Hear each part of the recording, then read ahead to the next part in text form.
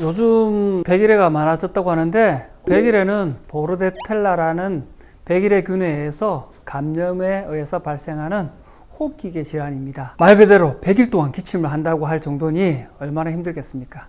기침이 멎지 않고 지속적으로 기침을 하는 것이 특징입니다. 백일해의 감염 경로와 잠복기를 살펴보면 보통 감염 경로는 백일해를 앓고 있는 환자와의 직접적 접촉 또는 기침, 재채기로 인한 가래와 콧물 같은 비말 감염을 통해서 발생한다고 하는데요.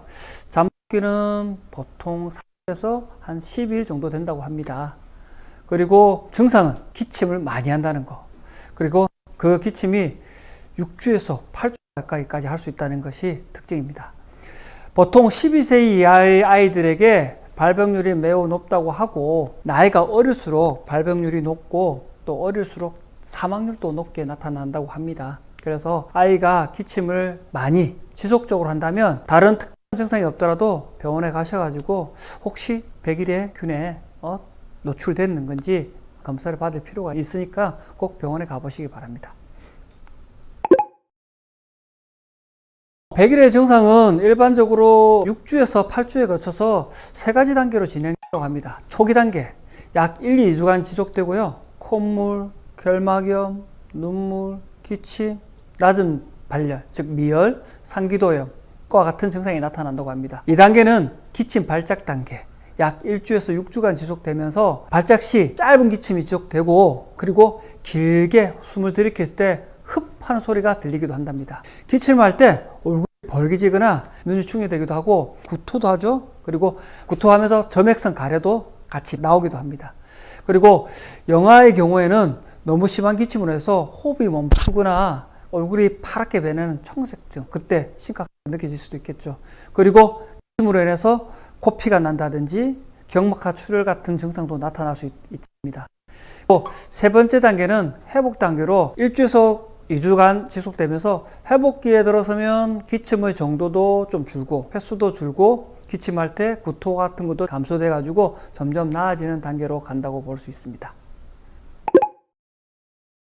일단 첫 번째, 백신 접종이 필요합니다. 보통 1차는 생후 2개월, 2차는 생후 4개월, 3차는 생후 6개월, 그리고 4차는 생후 15개월에서 18개월 사이, 5차는 4세에서 6세 사이, 그리고 1세와 12세 사이가 되면 추가 1회를 접종하면 된다고 합니다. 그리고 접종만 하면 되느냐? 그래도 걸릴 수 있잖아요.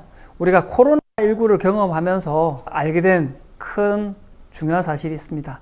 마스크를 착용하거나 손을 씻는 습관들은 감염 예방에 상당한 효과가 있다는 것입니다. 그래서 주변에 걸린 사람이 있다면 마스크 쓰는 것과 손 세정을 반드시 지키는 것이 중요하고요. 또한 면역 관리가 필요합니다.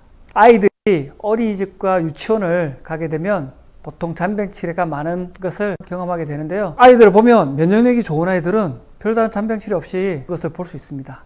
아이들의 몸에 맞는 한약을 줌으로써 면역력을 길러주게 되면 바이러스를 사용할 뿐만 아니라 성장 발달에도 도움이 되니 적절하게 치료해 주시는 것입니다.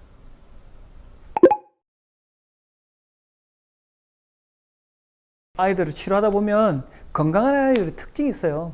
잘 먹고 잘 사고 잘 자는 아이들이 건강한 아이들이에요. 그런 아이들이 잔병 치료도 잘 안 합니다. 잘 못 먹고 대변, 설사를 고생을 하고 잠자는 것도 안 좋다고 한다. 병이 있다고 볼 수 있고, 이런 아이들은 면역력도 떨어져서 하다고 할 수 있죠.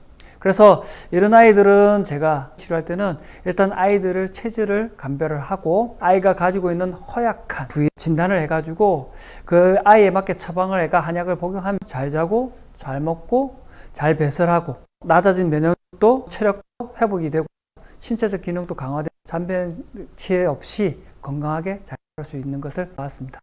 그렇게 치료해주면 돼요.